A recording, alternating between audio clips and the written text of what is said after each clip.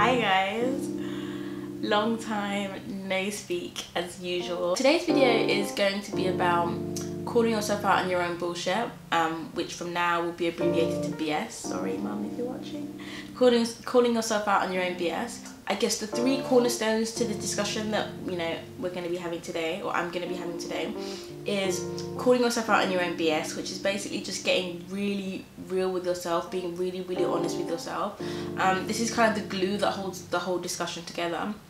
And the other two important kind of touch points are stories of triumph, and this is a phenomena, if you like, that entails people posting stories that are like, I was self-loathing and now I'm self-loving, I was blind and now I see, that stories of that kind of ilk are what I refer to as stories of triumph. And the third touch point is delusion, and just the art of self-delusion, how easy it is to delude yourself. I think this is a really interesting conversation / topic that I've been mulling over for a while. So if you're interested, then please keep watching.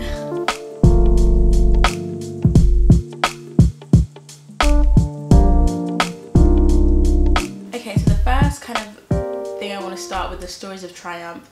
And stories of triumph, if you like, are a example of delusion, or a form of delusion in an aspect. And the reason this kind of came to mind is that we're kind of going through a moment where well-being is like, it's big, it's a hot topic, it's a profitable topic if we're going to be realistic with ourselves. There is so much, I'm inclined to call it self-care porn, happiness porn, well-being porn. All of these conversations are chopped and screwed into soundbite spirituality, repostable quotes, that kind of thing. And although I have no issue with this, because I honestly think it's magnificent that so many people are opening up a conversation about well-being and self-care and self-love, I think in light of and within the context of this soundbite spirituality vibe that's going on, I'm questioning some of the content that I'm seeing, and these are stories of triumph, and some of these stories of triumph are really inspiring. I love a long caption, and I feel like some of them are honestly genuine, but in light of the fact that this is a hot topic and a profitable trend, I feel like some of us, including me, and perhaps some of you watching, are inclined to delude ourselves or overstate the progress that we've made, such that we can post our own story of triumph, and such that we can receive compliments and praises that feel wholesome, so it's validation seeking, but 2.0, if you like. It's not like posting a bikini pic or a thirst trap, if you like, and having people compliment you on your physicality.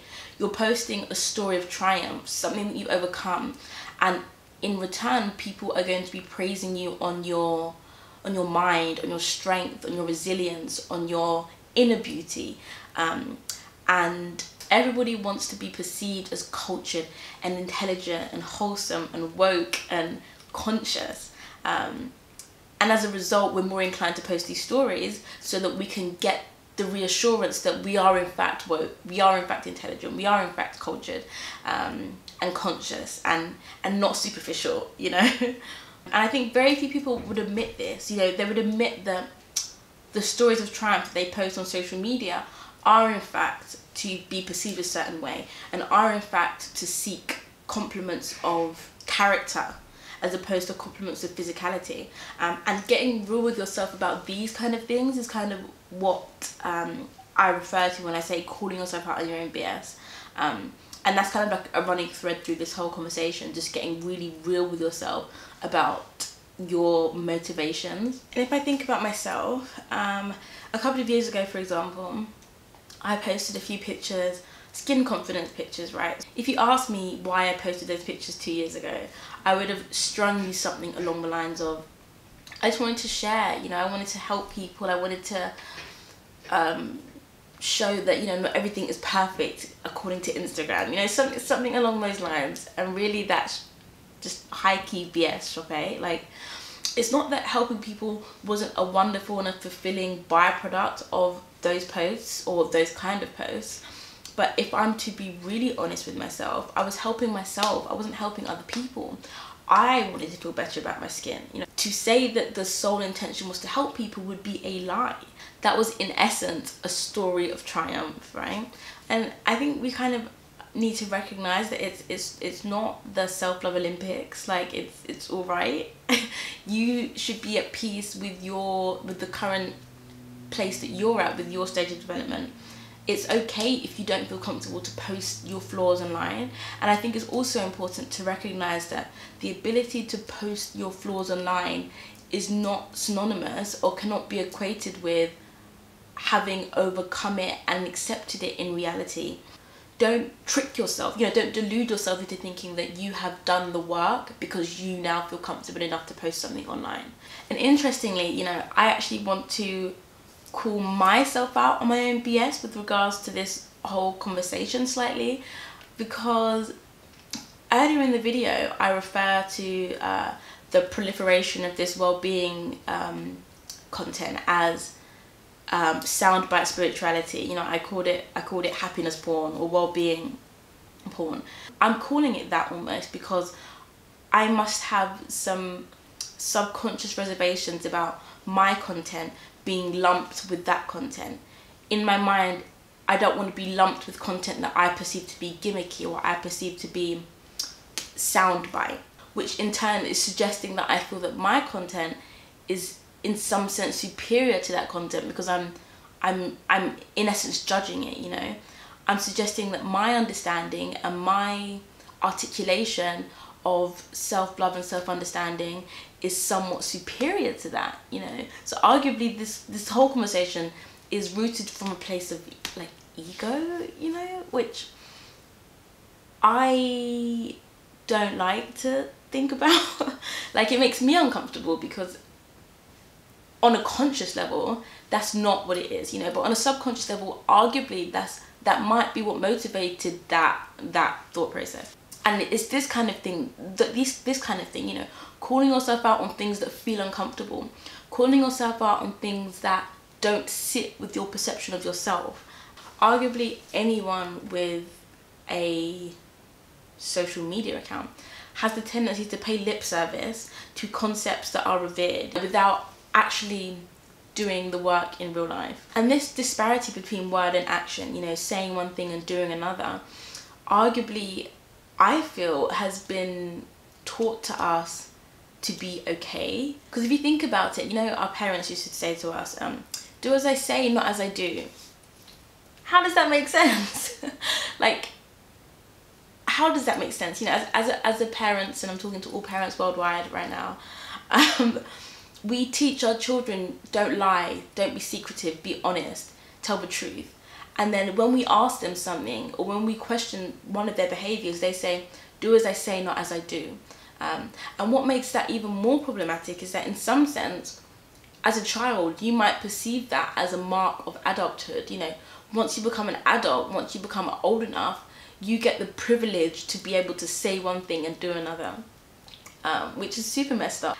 And arguably might explain why we find it so easy to be inconsistent human beings. In fact, let me give you an example. You know, I know myself to be, for example, charitable and giving, and I try to give freely and love freely. However, and I had to really call myself out with regards to this because I recently kind of went over a couple of days, got really invested in the fast fashion industry and how absolutely horrific it is, and you know, just the gross amount of suffering that surrounds that industry, and the fact that children are being born with severe disabilities and mental retardation, all because I want clothes now, right? All because I'm an impatient human being. I want cheap clothes now. And I had to question myself because I had to question to what extent I was charitable and giving freely and loving freely, and was this stand-up human being that I like to consider myself to be, because look at what my interests are fueling. And I'm not saying that right now, this instant, I'm gonna do a 360 and only shop ethically, but that is definitely something on the front of my radar if I am to be a consistent human being. There can only be positive outcomes from being a more consistent human, you don't fall into traps of deluding yourself. You don't fall into traps of overstating your progress. You don't fall into traps of confusion. You know, it's about being straightforward with yourself. So in summary, beware of stories of triumph. Don't feel compelled to delude yourself or overstate your progress so that you can post your own stories of triumph, and so that people can compliment you about your intellect or your wokeness. That is still validation seeking, and everyone knows that seeking validation leads to nothing. It's a vapid pursuit, you know. Be aware of one's ability or your ability to pay lip service to things. Become acutely aware of whether you have a disparity between word and action, and I think maybe consider dedicating your energies towards closing those gaps and becoming a more consistent human being. Remember that seeking compliments of intellect is not more wholesome or more elevated or enlightened than seeking compliments of physicality. They are exactly the same thing, and as a result, in fact, do not judge people, because I think this is an interesting point. Often people who feel that they are enlightened will inadvertently judge the judgmental. I've spoken about this. Will inadvertently judge or look down on those who perhaps seek compliments of physicality.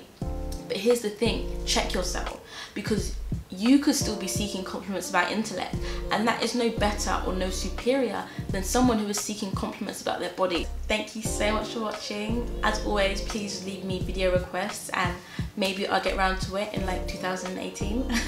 And I'll see you in my next video. Bye.